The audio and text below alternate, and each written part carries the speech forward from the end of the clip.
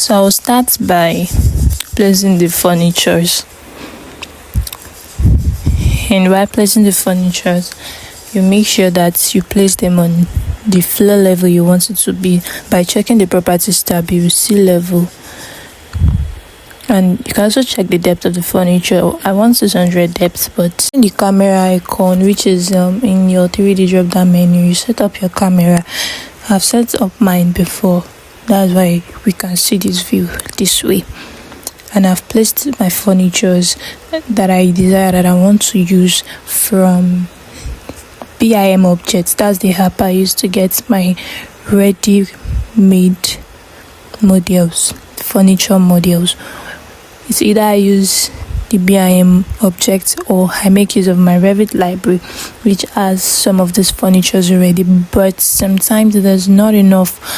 I don't get what I want, so it's either I make use of the materials from the rendering software I'm going to be using or from BIM Objects models.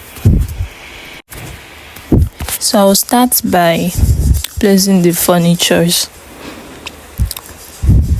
And while placing the furnitures, you make sure that you place them on the floor level you want it to be. By checking the properties tab, you will see level.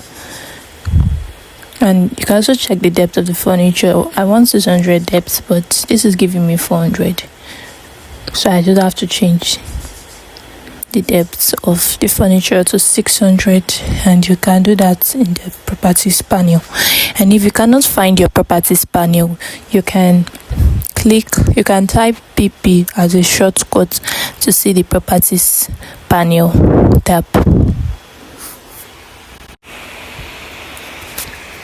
So that's all for what I do concerning importing furniture models. And you have to go to the 3D view, or you create a section view to check the furniture placement, if they are actually standing on the floor on the level you want them to stay.